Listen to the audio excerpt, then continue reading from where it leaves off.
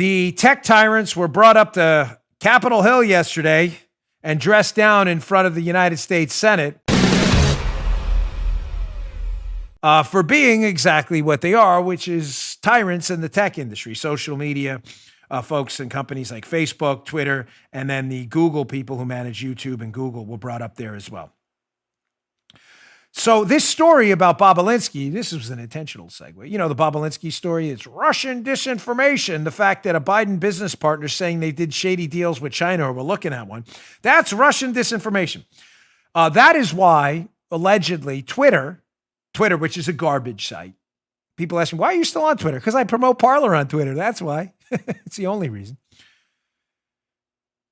Twitter said they sanctioned this story about Bobolinsky in the New York Post and have effectively banned the New York Post from their own account until they delete the tweet about the Bobolinsky story. They said, well, we did it because we're not sure where it came from and, allegations of Russian disinformation and everything like that.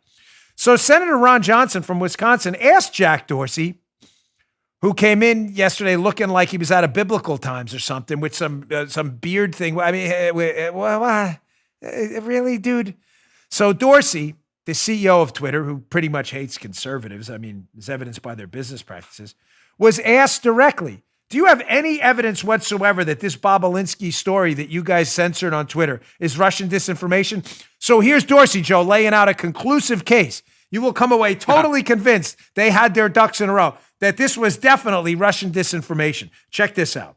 For both Mr. Zuckerberg and Dorsey, who censored New York Post stories or throttled them back, do either one of you have any evidence that the New York Post story is part of Russian disinformation, or that those emails aren't authentic? Do any of you have any information whatsoever they're not authentic or that they are Russian disinformation? Mr. Dorsey. We don't. Oh, I'm sorry. I screwed that segment up, Paul. I want you to play the part where Joe, I don't know if it's your fault or Joe's. My apologies. I know I sent you the clip where Dorsey lays out the case that they sanctioned the fourth largest newspaper in the United States. If this was Joe Biden, the fourth largest newspaper in the United States, the New York Post. They censored them on the Bobolinsky Biden crime family story. They censored them because they had credible loads of information that it was Russian disinformation. That cut, please. Dude, that's the only one. Come on, guys. Chop, chop. Okay, the answer is I'm being a jerk because there is no cut. They don't have anything. They just made it up. Joe didn't forget it. Paula didn't forget it. I wouldn't snap at her anyway. Only when I'm being a sarcastic jerk for effect. There is nothing. That is the cut. Fourth largest newspaper in the United States, cut down from Twitter right before an election, and the dopey CEO with his 7-foot-long goatee hanging from his face. No, we don't have anything. Nothing. So you got rid of the New York Post's account, or they're banned from posting because you just, felt like it? Apparently. And they want Section 230 protection. We're not a publisher. Funny. That's really funny. Here's the New York Post fighting back. By the way, everyone should go and NewYorkPost.com and follow them on Twitter now because apparently they're the only one of the few honest papers left in America. And let's do the Streisand effect where they attack the New York Post and we make their account bigger and more pronounced. New York Post wrote an op-ed about this today. They're being shaken down like the mob.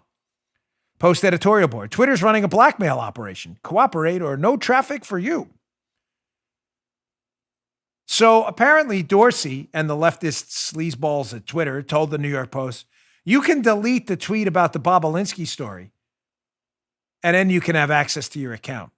And they bring up a good point. It reminds me, for those of you who grew up in New York like me and Paula, the mob was still pretty powerful. Not as much as they were in, say, the 70s, but when I grew up there was always the threat. They would come in. I worked in a place, and I'm not going to say where in Queens, but people would come in a lot and say, nice place you got here. Be a real shame if it burned down. Well, why would it burn down? No, I'm not saying it will.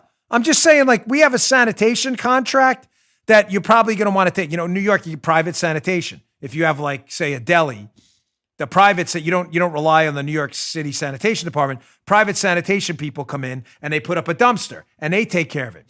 So they come in and the mob was big in the private sanitation industry. And Joe, they say it's a real shame if the place would burn down because you didn't take our contract. Oh, that would be a shame. Are you telling me you're going to burn? No, I'm not saying that. We're not saying we're going to burn your place as the guy's got a lighter in his hand. No, we're not saying that at all. We're just saying you may want to use our sanitation company. Yeah, but you guys are priced really, really high compared to the competitors. Hey, listen, we're not going to burn your place down. The lighter in there with the match. We're not going to burn it down. We'll just say be a real shame. So Twitter's doing be a real shame, New York Post, if you didn't delete that tweet. Real shame. So from the New York Post, this is a great line. That's where I got this from. So Twitter's strong-arm tactics to censor the Post ever since they began reporting on the Hunter Biden emails. First, it froze their account and banned their stories. Then, amid a public backlash, it agreed to unfreeze us, but only if we deleted our original tweets. Jack Dorsey, Twitter CEO, sounded like every mob enforcer and shakedown artist in history. Hey, nice paper you got there, New York Post. Shame should something happen to it. Dorsey knows full well media outlets depend on social media and Google search algorithms to help readers access their reporting. Damn right. Be a real shame if you lost your newspaper there. Shakedown artists. You just heard Dan Bongino.